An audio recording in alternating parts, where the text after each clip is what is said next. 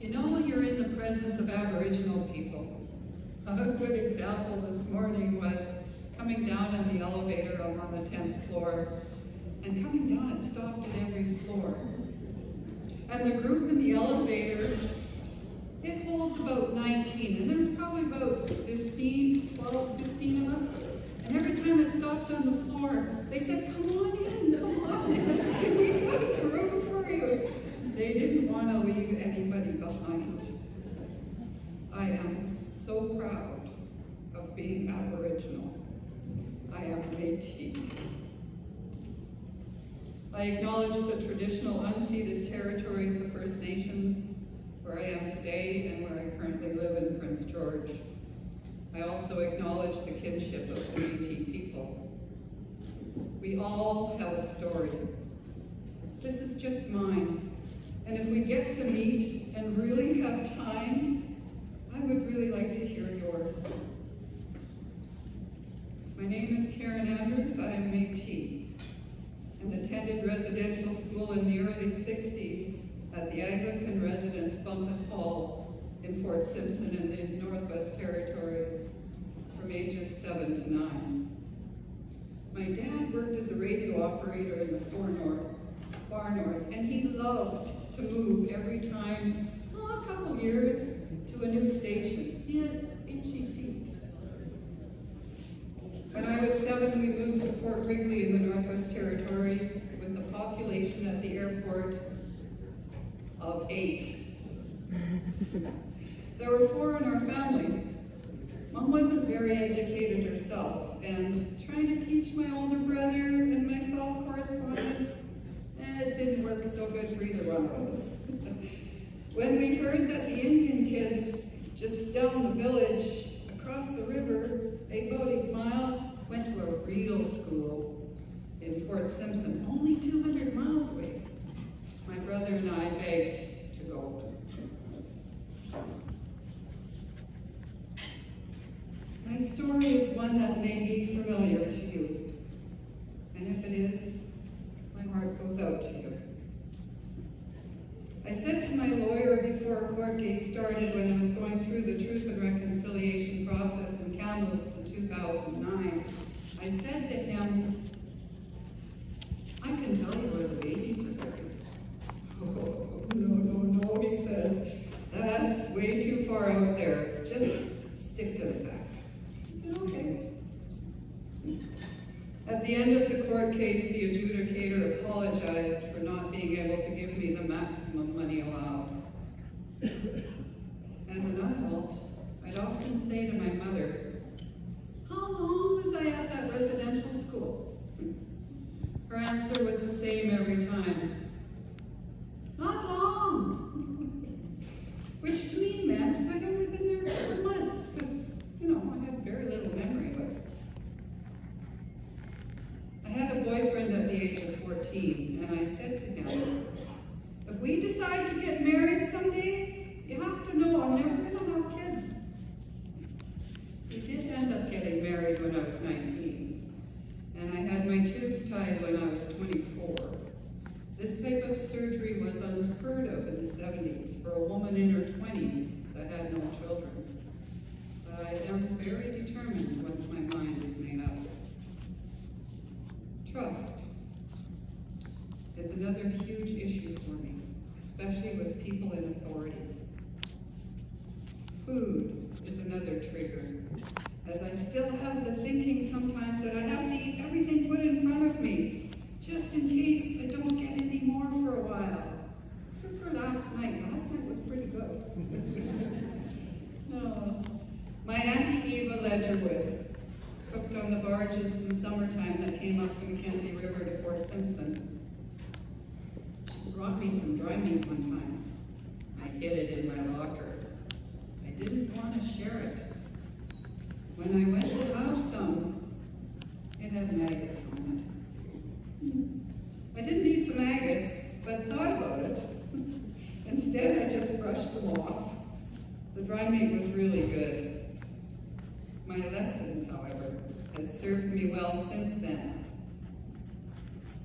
Yeah, no matter how much I have, I will share. Until a few years ago, if I had to pack a suitcase for a trip, I always had to make sure the bedroom door was locked. Because I was afraid if anybody walked in, I would do them some serious harm. And for years, I didn't know why I was so angry. I couldn't enter a church without crying. And again, I didn't know why for years. With my second marriage, we adopted a newborn baby boy. Shortly after that, I started therapy because I was afraid I would hurt our son. For years, I was in counseling. No, for about a year, I was in counseling for adult children of alcoholics. And the counselor also suggested that I attend a group session for people that had been sexually abused. I said, I don't recall that ever happening to me, but sure, I'll give it a try. And I knew I was in the right place before that session even ended. No one in the 1990s was talking about residential school. I lived in Prince Rupert at that time and heard that the Kitimat First Nations were going to do a week-long healing event on that issue. I called them up and said, yeah, I look kind of white, you know, but I did attend residential school, and asked them if I could attend their event. They not only allowed me to attend it, they housed me and fed me for that whole week as well. I am forever grateful. That was 33 years ago, and it was the start of my healing journey, which I am still on. I recently purchased Gabor Mate's latest book, The Myth of Normal, and I'd like to quote from pages 20 and 21. When a wound doesn't mend on its own, one of two things will happen. One, it can either remain raw, or most commonly, be replaced with a thick layer of scar tissue.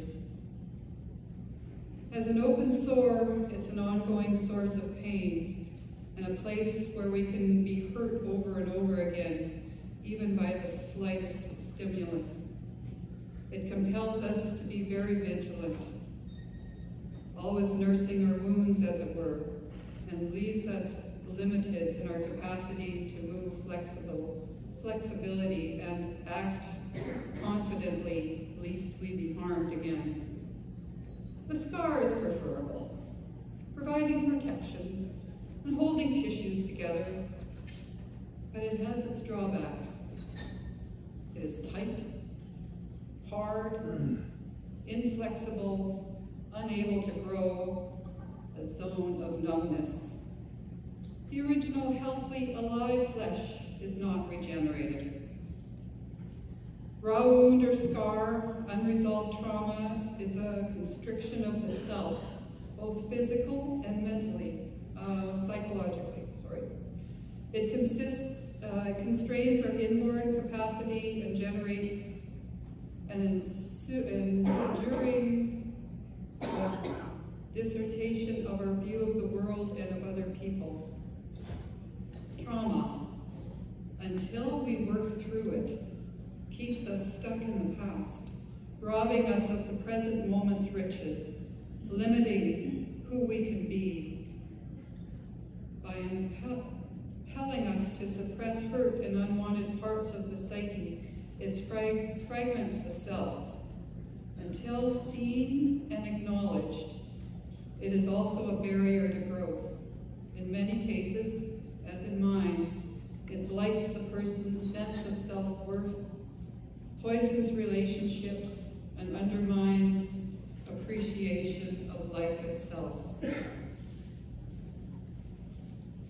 Early in childhood, it might even interfere with healthy brain development.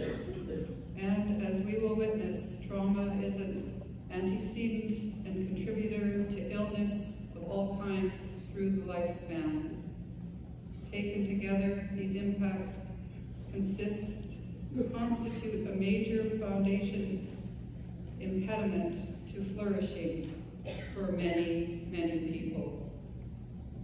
To also quote Peter Levine, Trauma is perhaps the most avoided, ignored, belittled, denied, misunderstood, and untreated cause of human suffering. I wrote a poem about 15 years ago on October the 13th, 2007, when the federal government announced that we'd be paid for having attended residential school. And if we could prove we suffered trauma, we could get paid more. Here's my poem. Karen J. Andrews, October the 13th, 2007. I just gotta check my time. Ooh, get close. What's it worth? My days cannot be recaptured since the time when the abuse began, 46 years ago. My walk has been in shadows since that time. I have hung my head in shame, made some very wrong choices, hurt myself, and allowed many others to impose their will upon my life. Feeling the victim, seeking out abusers with most aspects of my life, be it in a mate, a job, a friend. Now that the residential school experience is being paid for, I ponder, what's it worth? What's it worth to be constantly seeking love through sex? To be running from relationships, jobs, friends, life? To needing to be in control of everything? To thinking I was stupid because it was so hard to concentrate in school? Deciding to never bear a child because I could do it harm? To having multiple partners since I was 13? To seeking solace in a bottle, a cigarette, drugs, or a ton of chocolate? To gaining 100 pounds with each serious relationship? To being so afraid of everything, but trying to be so brave, I'd try anything. To not knowing peace, acceptance, contentment, love, self-worth. What's it worth? Be buying every self-help book, yet still feeling so empty inside. To being afraid to ask, what is it that I really, really, really want? To being afraid to say my truth to loved ones in case they leave. To starting my healing journey, then being unable to work for 15 years. To feeling less than all of my life. For not knowing who I am. What's it worth? I cry at the memories, but the tears are good ones. They bring me to a place of anger, of movement, of seeking and healing. Seeking again and again and again to find me. That whole me that I know is inside. The one that walks with her head high. The one that can look you in the eye. The one that has integrity in everything she does. The one that has boundaries, and they're healthy. The one that is proud of who she is, and will stand up and say, what's it worth? 46 years, what's it worth? It's worth, to me, it's worth you listening. Your care and your compassion. Your willingness to seek to understand. It's worth me saying, it's worth a lot. Naming my price, having my say, it's helping me find my way. To be whole, to know me, to pass it on, it's worth a lot. To have you hear my words, no matter how you receive them.